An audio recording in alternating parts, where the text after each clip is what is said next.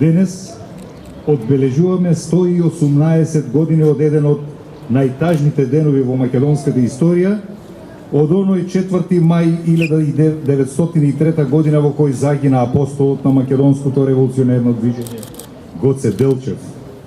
Настан кој одекна како гром од ведро небо и низ македонските села и градови, но и на страниците на европските и светските весници и списанија.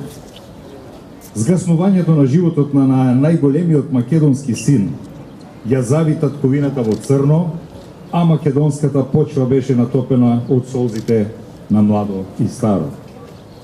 На младо и старо, на машко и женско, на сите оние кои будни сонуваа за ослободување од петвековното отоманско робство, а токму во ликот на Гоце Делчев ја гледаа најголемата можност тој нивен сон да се претвори во јава.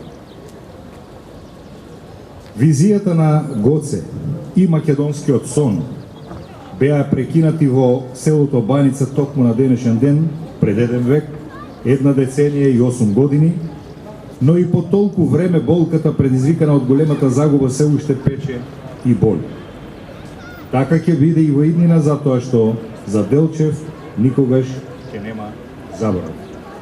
Тој секогаш ќе биде спастрен во најубавото место од меморијата на нашиот народ, а напишаното во таа меморија и понатаму ќе се пренесува од колено на колено, од генерација на генерација, од татко на син, од дедо на внук.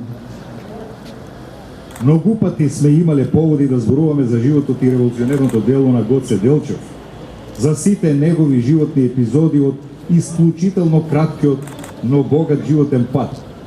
Од Кукуш 1872 година до Баница 1903 година. Но колку и да зборувам, секогаш има уште многу што да се каже за него, затоа што Гоце е приказна сама за себе.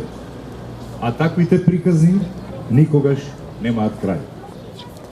И колку и да мислиме дека тој крај е 4. мај 1903 година, сваќаме дека Гоце и по тој датум продолжува да живее.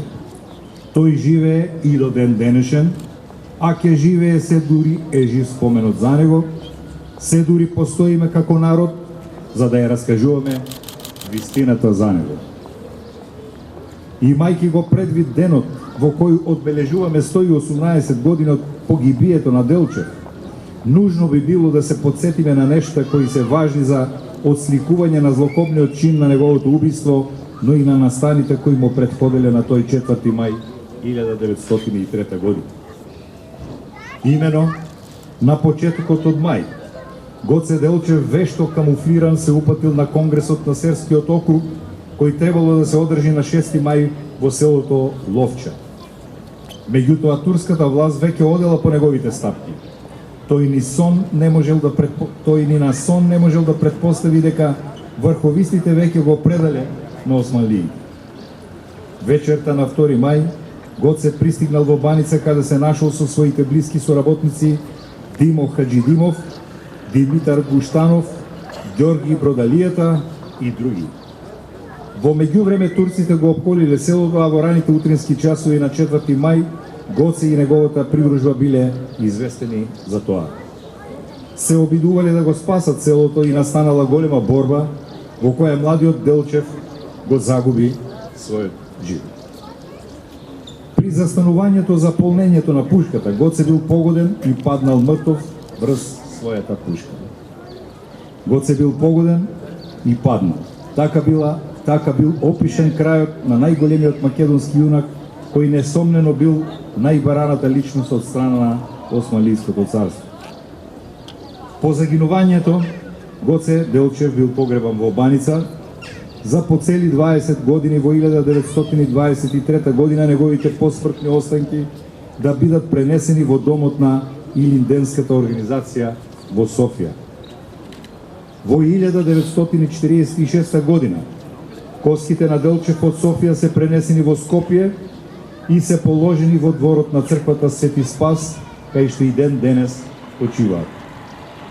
Интересно е тоа што на тој пат посмртните останки на Гоце Делчев биле најпрвим преку Петрич донесени во Струмица, а дури отпосле во Скопје. Годинава ќе одбележиме значаен јубилеј, бидејќи се навршуваат 75 години од положувањето на посмртните останки на Гоце во неговата сакана македонска земја. Ете, тоа се фактите кои зборуваат за настаните поврзани за денешниот Кобен ден од пред 118 години, како и за нештата кои се случиле пред и по 4 мај 1903 година. Овие и сите други делови од биографијата на Гоце Делчев треба да им ги оставиме во аменет и на идните генерации македонци, за да знаат како се чувале корените и како се доаѓало до слободарското сонце над оваа наша македонска земја. Многумина во различни периоди од нашата историја се заслужни за тоа слободарско сонце, но се чини дека Гоце Делчев се наоѓа на највисокото место од пиедесталот на македонскиот непокор. Токму затоа, името на Гоце Делчев и неговото дело треба да ги чуваме како наше најголемо богатство. Ви благодарам.